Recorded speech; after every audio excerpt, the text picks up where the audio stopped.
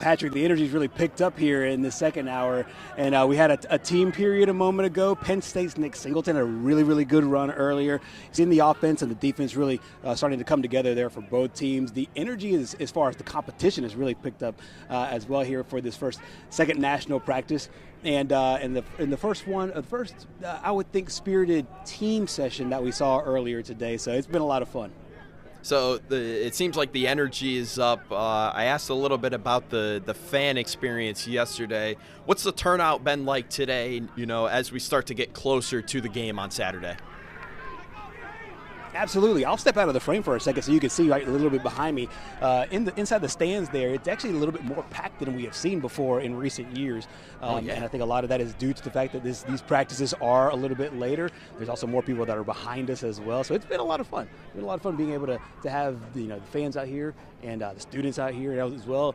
And it really picks up in that 4 o'clock to 6 o'clock practice as well. It did yesterday, and I expect it to as well today. So despite the cold temperatures, we have a lot of people that are out here and watching ball, and of course there's a lot more people that are in the hospitality room there as well. Right. And some coaches that have kind of trickled in, some scouts and some GMs that have trickled in as well. So I really have liked especially this year where the temperatures are super cold.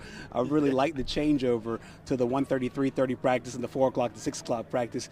It is still cold here, but it does allow for a lot more people to come out here and enjoy these free open practices. As you mentioned, the national team on the field right now. We'll get a glimpse of the American team in the later practice. But you mentioned Nick Singleton coming out of Penn State.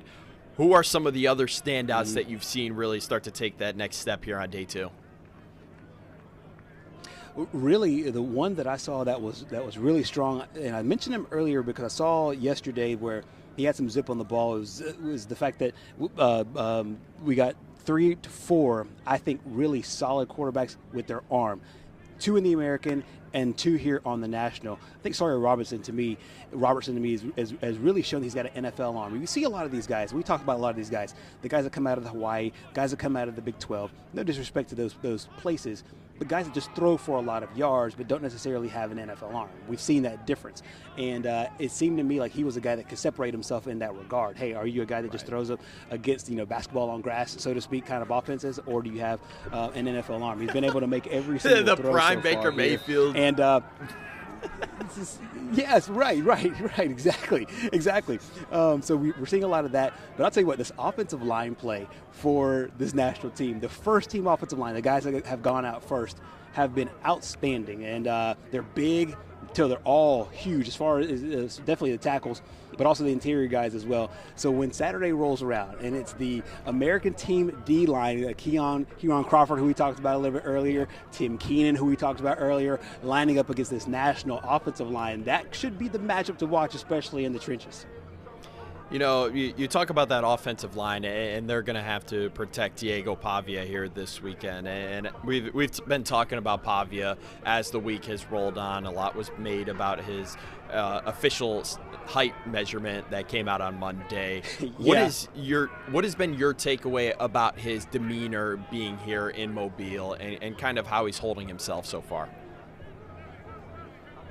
I think he has shown that he's exactly who he is. I mean, everything that we have seen from him, from the parts that people want to call good and the parts that people want to call not good, the kind of the abrasive, if you want to call it that, if you want to call it cocky, some people call it arrogant, whatever that thing is. And I think a lot of people don't understand at his size.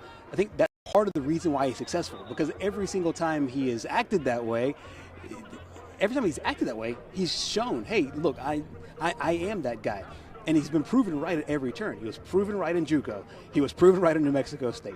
He was proven right at Vanderbilt. Right. He's a Heisman Trophy finalist. So he just thinks, as long as I keep this exact same mindset, then he'll be good to go. So I think that he's carried that along with him this entire time. And we got a chance to hear from him just yesterday. Simone Eli went one-on-one. He did a national interview with either ESPN or NFL Network, and then on the way out of the stadium, Simone Eli caught up with him one-on-one. You'll hear exactly what I'm talking about. Day 1 Senior Bowl practice in the books for you, Diego. How do you feel like today went? I feel really good. You kind of get to see what some of these guys can do. It's like, oh, I should just throw it up every time. You know what I mean? But yeah, I had an amazing experience here today. That's why I'm here. At the Panini Bowl. super thankful for Drew bringing me here and inviting me here. And, this opportunity is something that I'll remember for the rest of my life. What do you hope to prove to scouts, coaches this week when you're out here? That I'm the best player in the country. You get me, you're going to get someone who's a winner, a competitor, a leader, and someone who doesn't take no for an answer. What's your offseason been like, just in terms of you wanting to get back on the field and to show people, hey, what you're all about? I'm a grinder. That's all I've ever known my whole life. I tell this story a lot. Back home, there's not like Melky's been back home. It's not a lot there, back in Albuquerque, New Mexico. And the way I would train is I tell my brother, hey, we're in the road, middle of the road, and he's going measuring out 20 yards with his feet.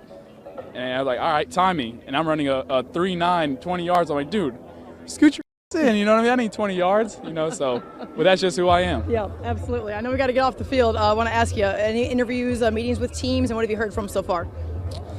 Yeah, they put me on the board. They've heard my story. I told them my story just about my upbringing, just the sports that I played and things like that.